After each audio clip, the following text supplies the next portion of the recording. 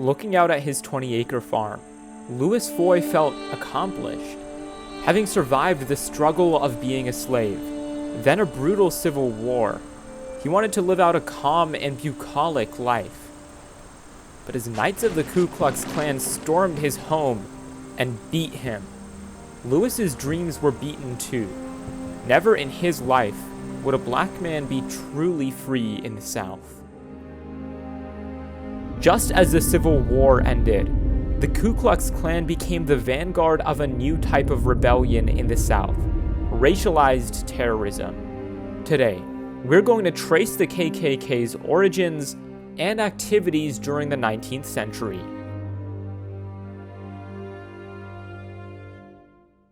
The Klan's story began in the quiet town of Pulaski, Tennessee, during the winter of 1865. 6 Confederate veterans came together and decided to form a secret society. Using the Greek word kuklos, meaning circle, and combining it with Klan, its founders settled on the name, Ku Klux Klan. The name had no real meaning to its founders, other than to sound amusing. However, the society's name created an aura of mystery, which inevitably drew people into the Klan later on.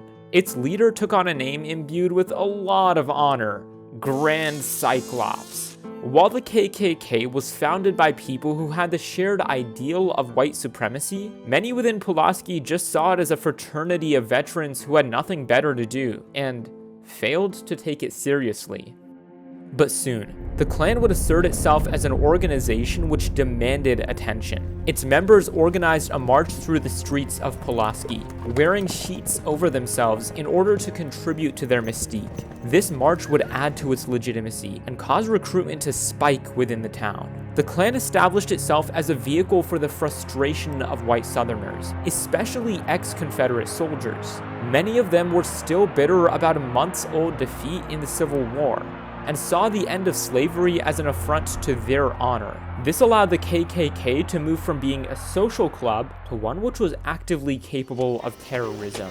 In a way reminiscent of slave patrols which would hunt down runaway slaves, members of the Klan would take to horseback at night and intimidate newly freed African Americans. As time passed, the KKK began establishing other chapters across the southern United States, becoming a truly national organization. This allowed its violence to expand.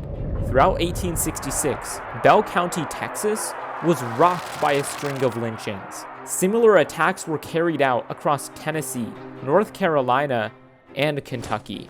Government never served as opposition. Local courts in these states would regularly grant Klansmen impunity for their crimes. State governments, which were controlled by former Confederate leaders, passed black codes, which restricted the voting and citizenship rights of African Americans. The Union had no intention of handing over their hard-fought victory to terrorists. In March of 1867, Congress passed the Reconstruction Acts, which abolished Confederate-controlled state governments and replaced them with military districts. The federal government was to step in and ensure that black voters were able to register. The Ku Klux Klan immediately responded in force. Within a month of the act's passing, its leaders called for a national Klan convention, bringing KKK delegates from all across the nation into Nashville, Tennessee. There, they would decide the Klan's goals and plan out its future. At the convention, the Klan's leaders declared it an invisible empire, whose fundamental creed was the promotion of white supremacy. Initiation into the Klan was predicated on supporting the political objectives of an exclusively white government and the legal persecution of black people. In a surprising move to many, respected Confederate General Nathan Bedford Forrest was invited to the convention to become the KKK's first Grand Wizard, taking the reins of the organization. With the Klan's newly established objectives in mind, he used his influence to drive a new wave of recruitment across the South. With this newfound prominence, the Ku Klux Klan reached the peak of its power by 1868. Opposition from the federal government wasn't enough to curb its reign of terror over the South. Within areas of North and South Carolina, Klan members had taken over large swaths of local government and police forces. Even if Klansmen were ever arrested, local juries would continually acquit them for crimes committed against black people. This gave the Klan agency to intimidate, harass, or outright attack black voters when they tried to vote. Worryingly, the KKK also had significant social sway. Local newspaper editors, former Confederate officers, and even ministers were either endorsing its operations or actively joining its ranks. But greater success for the Klan came with greater scrutiny. In September of 1868, the Tennessee state legislature passed the first anti-Ku Klux statute. This meant to clamp down on the Klan's operations in several ways. First, it established new rules which prevented Ku Klux-affiliated jurors from judging Klan members. Second, it empowered state, rather than local governments, to prosecute Klan crimes.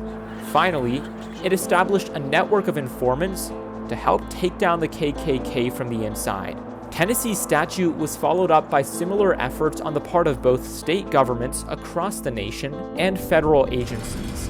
The arrest of hundreds of Klansmen shattered the long-standing notion of impunity amongst KKK members. As a result, both recruitment and membership steeply declined.